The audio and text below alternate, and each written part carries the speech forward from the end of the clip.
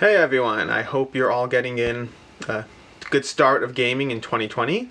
This is a little bit of a break video. Yesterday we did a video of our top 20 board games of games 11 through 20 or 20 through 11, and then tomorrow or the next day or sometime soon we'll do the top 10 board games of all time, my top 10 board games of all time. But in between that I want to do a bit of a different video. This one's more a video of the popular games that haven't worked for me and why. Basically what I did for this video is I took the current top 100 rated games on BoardGameGeek and I went through all of the ones that I have tried and gotten rid of. So if I tried it and kept it, it's still here. As I said, if I tried it and kept it, it's not on this list. If I didn't try it at all, it's not on this list. These are specifically the ones that I've tried and gotten rid of, more specifically recent. There might be some that I missed. But anyways, going through the top 100 games, the very first and highest rated game is Star Wars Rebellion. Star Wars Rebellion is number 8 on BoardGameGeek. I played it once, was very tempted to keep it and play it again, but in the end it didn't end up staying in my collection, and basically the reason why is the actual experience was very well done. It was epically done. It really captured the experience and flavors of the movie. It really had that whole tense Empire versus Rebellion hunting and searching. The Empire is slowly taking over the whole galaxy. The Rebellion's hiding and trying to, survive. And the Rebellion totally feels overwhelmed, yet at the same time they're able to kind of hide and manage to survive and win and escalate. It really captures the whole feeling of the movie, and it captures it very well. The problem is, it was a 4-hour game with a story that felt like it was an hour and a half worth of story. It was great in its concept, but stretched a bit too far. And this is something I've seen with other games as well, where a game is great except too long for what it is. This is a problem for me with Tapestry as well, which was great but too long for what it was. This is a problem for me with the Seth expansion for Kemet. There's many games that I feel are great but too long for the experience that they deliver. And Star Wars Rebellion was amazing, but too long for the experience that it delivered, at least for me. It is a game that I would happily play again if someone offered it up, but it's not a game I feel would see the table a lot in my collection because of that, and I got rid of it because of that. Coming up at number 11, and 11 is the rank on BoardGameGeek, the 11th highest rated game is Great Western Trail. Great Western Trail is a game that I got, played it, enjoyed it, traded it away because I didn't love it, then I got it back, played it 3 more times, and then again traded it away because I enjoyed what it was doing. I thought it was very, the whole mechanic and Euroness and everything, it was great. You're moving along a track, you're deck building a little bit, you're putting up buildings that get in other people's way. The whole thing is really a solid game. But I don't love it. I can't tell you why.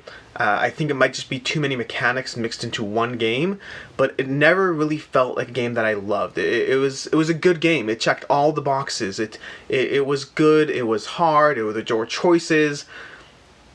Nothing captured me. I can't really define why.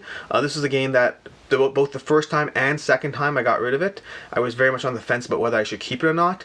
But ultimately, when I'm staring at the shelf and I was looking at Great Western Trail on one side and a game like Food Chain Magnate, like Trois, like Brass, Tribune, Concordia, Great Western Trail did not call my name. Time and time again, I enjoyed it. It was great.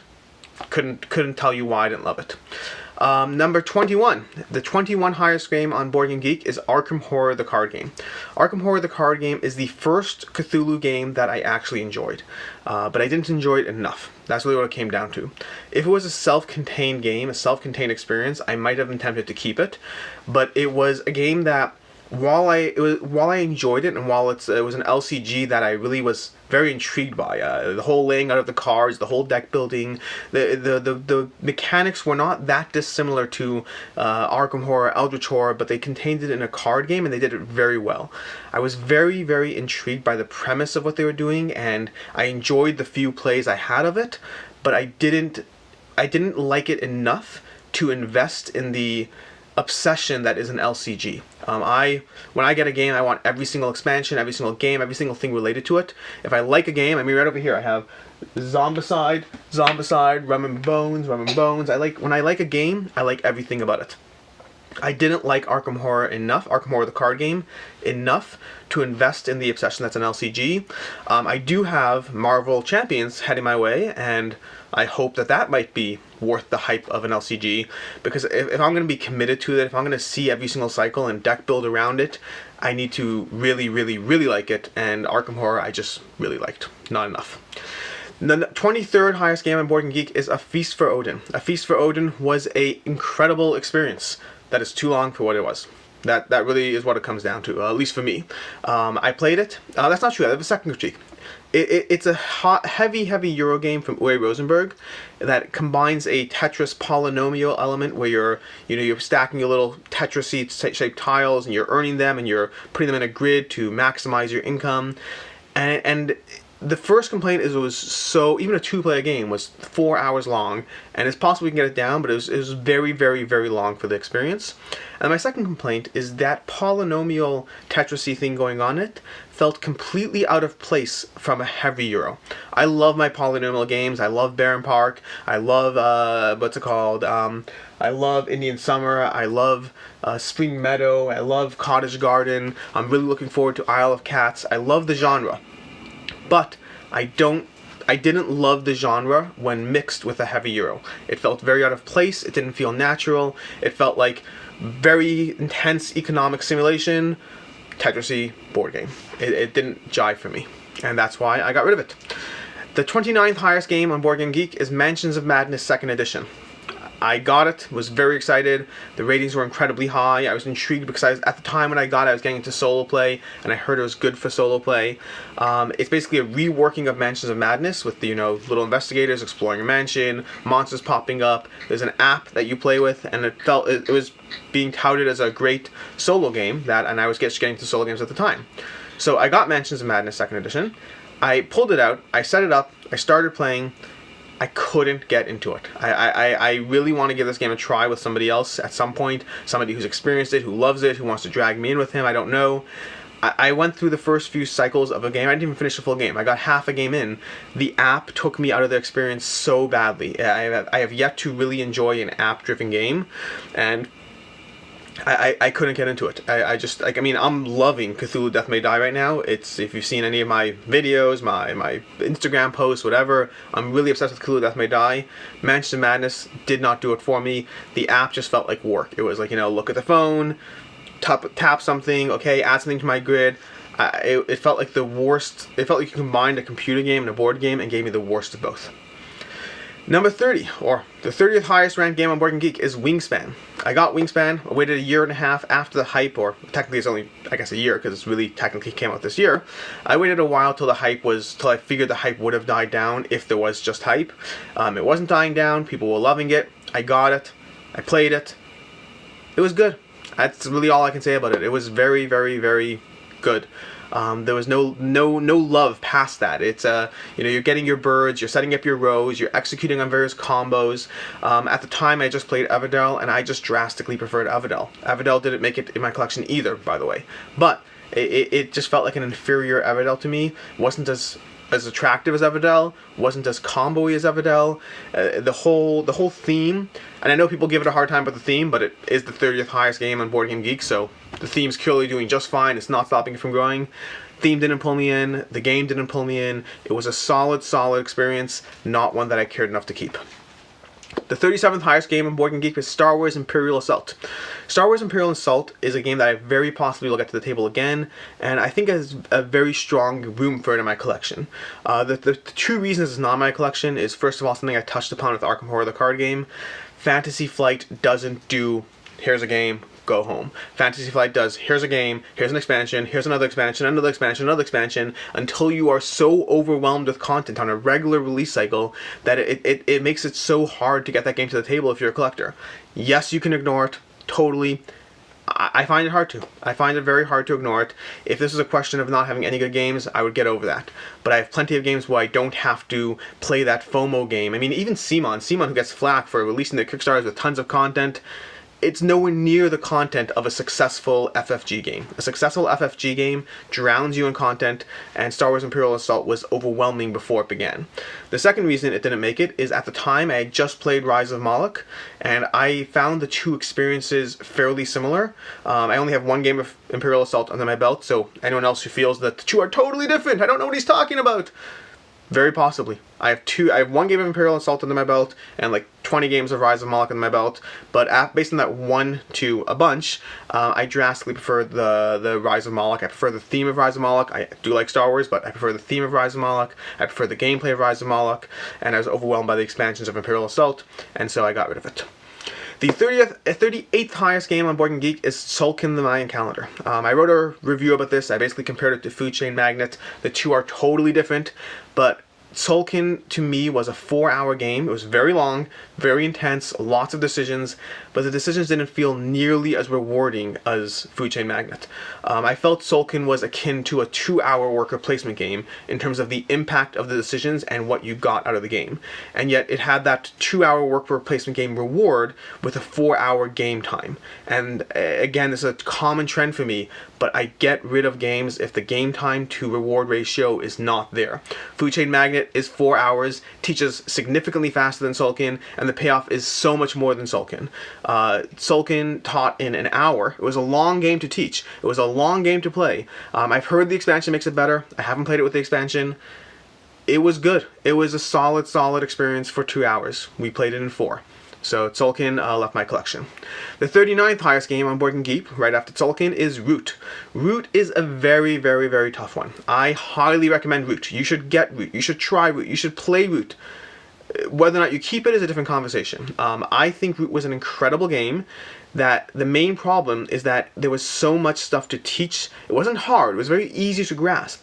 But there was a lot of content to teach people, and every game was iterative, and every game was different, and it really felt like a game to me that if you weren't playing it a minimum of once every 2 months, a minimum, and that's even on the low end, then it wasn't worth keeping. I really felt Root is the kind of game that you want to keep in your collection if you are playing a game a lot. Not if you're playing a game occasionally or infrequently, but rather if you're playing a game a lot. So that is Root. I ultimately traded away Root because I felt that while it was a great experience, it wasn't a game that would seed the table enough for me to really engage with it, and I was a little worried about how it would play out, and so I got rid of Root. From there we have Russian Railroads. There's a big gap, by the way, between Root and Russian Railroads, 39 to 73. Russian Railroads is the 73rd highest game on BoardGameGeek. I really enjoyed Russian Railroads. I thought it was a good game. I played it a few times. It's very tight, very heavy economic, no luck decision. Strongly reminded me of Kalis. It's like worker placement, perfect information, and just cascading all your actions together for an optimal outcome. It just felt dry. The gameplay was incredible. The gameplay was absolutely incredible. The few times I played it, I really enjoyed myself, but the game itself was very dry. I'd most compare this to Great Western Trail and how it fit into my collection, in the sense that both of them were great games that I can't really critique, but both of them were games that I ultimately passed on because they didn't pull me in. Even though they're good gameplays, just didn't pull me in. From there we have Everdell, which I touched upon briefly already. Everdell is the 83rd highest game on BoardGameGeek. Wingspan, which I compared it to, is 30 and Everdell is 83. So the general audience seems to think that Wingspan's better, and that's a factor. Keep in mind, by the way, every single game on this list is incredible. This is my experiences and why I got rid of them. These are not meant to reflect in any way negatively upon any of these games. A game that's in the top 100 on BoardGameGeek is a game you should try. Enough people like it that you might be one of those people. This is purely the ones that didn't make it into my collection and why. Going back to Everdell, Everdell was great. Wingspan was an easy get rid of. Everdell was significantly harder just because of the fact that Everdell it was cuter, it was prettier, it was more attractive. The meeples were adorable. The interlaying interactions were all great. Ultimately, I got rid of it in the end because it was a Euro without the level of interaction in a Euro that I usually like. Everdell is It didn't feel as tight, as economic, as tense as I want out of a Euro. And when it comes to these Euros, I either want lighter, like way lighter, like 5 tribes, play in an hour, get done, whatever it is, or I want to play with a tense, heavy food chain magnet style Euro that just gets your blood boiling, and that is Everdell. From there, right after Everdell, we have Raiders of the North Sea. Raiders of the North Sea is number 84, so literally right after Everdell. The 84th highest game on BoardGameGeek. I played it a few times, didn't love it. That's really what I can say. It was easy to learn, very accessible, but it didn't feel tight. It didn't feel like anything really mattered. It just felt like place a dude, take a dude, place a dude, take a dude. Is there a game here? Obviously there's a game here. I can't really define it. It was accessible, yet not rewarding. That's really what it came down to. I played it, I believe, 3 times, so not one of those one-and-done games. And I played it, I think the first play was really like, wow, this game is so accessible, so whatever. The second game was, there's not as many decisions as I would have hoped. The third game, with all 3 expansions, by the way, so in terms of if anyone wants to say, hey, try the expansion, I did. I tried with all 2 expansions, I believe, sorry about that. All 2 expansions, a Hall of Heroes and whatever, the Fields of Fame or something. I tried with all of those. It just was a lot of do this to get that. It reminded me very much of Stone Age, Lords of Waterdeep. Again, these are all great games with a place in anyone's collection. For myself and my group, I have found that those games just don't hit the table as much. I have a handful of them that I keep, but for the most part, my games are either really accessible, like Baron Park, Valeria Card Kingdoms, stuff that I can, monikers, code names, stuff I can introduce to the casual audience, or they're really, really heavy for game night. Again, Food Chain Magnet, Brass, Antique, Dominant Species, 1775, things that are really tight and heavy. And then there's also the fun category of, the Zombicides, the Cthulhu Death May Die, the just have a lot of fun, Arena the Contest, just to have a blast, enjoy yourself done. Those lighter games that fall into the hour to an hour and a half category, they don't tend to stay in my collection because they're not engaging enough for game night, and they're too engaging for, a Saturday afternoon and someone dropped by who's not really a gamer. I find that I get rid of most of them. I got rid of Stone Age, got rid of Lords of Waterdeep, got rid of Gizia Shifting Sands. Could probably go through a whole bunch more. I've kept a handful, but a small handful. I've kept 5 Tribes, Kingdom Builder, Domain. Those are really the only ones I can think of offhand that are. There's probably Istanbul I still have, although that's on the fence. We'll see how that goes. But yeah, that weight range is just very hard. Raiders of the North Sea was in that weight range, and it just wasn't captivating enough for me to keep. From there we go to the 87th highest game on BoardGameGeek, Pandemic Iberia. Pandemic Iberia is one of the Pandemic games, obviously. I would say outside of regular Pandemic and outside of Pandemic Legacy, it is my favorite from the Pandemics. But that still wasn't enough to stay in my collection. I've played Pandemic Legacy Season 1 twice. I've played Pandemic Legacy Season 2. The Pandemic main series I keep enjoying, and I love that series. But regular Pandemic Iberia was good, but it wasn't good enough for me to keep. It's good. Get it. Try it. I find that I have a limited amount of time to play these games, and I wasn't going to play Pandemic Iberia enough, and so it eventually went away. From there we have number 90 on BoardGameGeek. Number 90 is Yokohama. Yokohama was a game I only played once. I kept it for a while to see if it hit the table again. Unfortunately, it did not hit the table in the end, but it was good. It basically reminded me, it's very similar to Istanbul in the movement and whatnot, but it's a heavier game behind it. It's a game that I would be happy to try again if someone pulled it out, but something about the experience when I experienced it, it didn't really pull me in. It felt like it was a game with a lot of decisions, but I didn't care enough about them. It's moving your dudes around the board, not dudes, moving your little agents or advisors around the board, taking cascading actions that get more powerful the more you build up advisors. There's definitely a solid game there. I didn't love it. It was okay. That's what it was. It was take those actions and then go to the next thing. It felt very similar to Istanbul, yet Istanbul is more accessible and much more casual for the casual gamer crowd. So I keep Istanbul because it falls into that Saturday afternoon gaming slot, versus Yokohama does not. From there we get to 92. 92 is Grand Austria Hotel.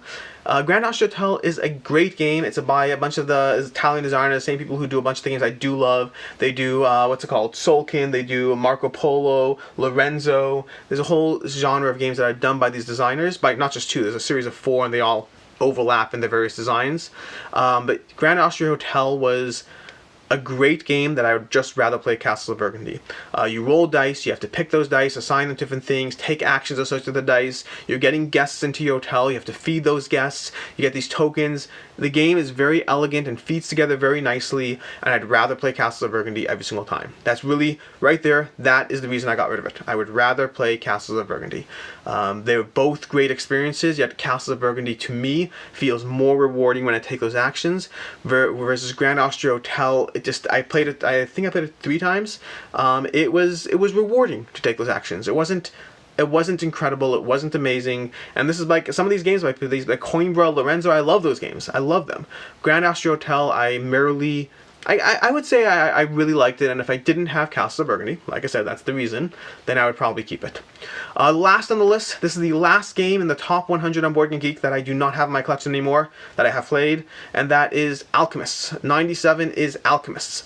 I can't even say I really enjoyed Alchemist. Alchemist might be on this list the game I enjoyed the least on this list from all of these games, actually. I think every single other game, let me just go through it. Star Wars Rebellion, great game, didn't keep. Great Western Trail, great game, didn't keep.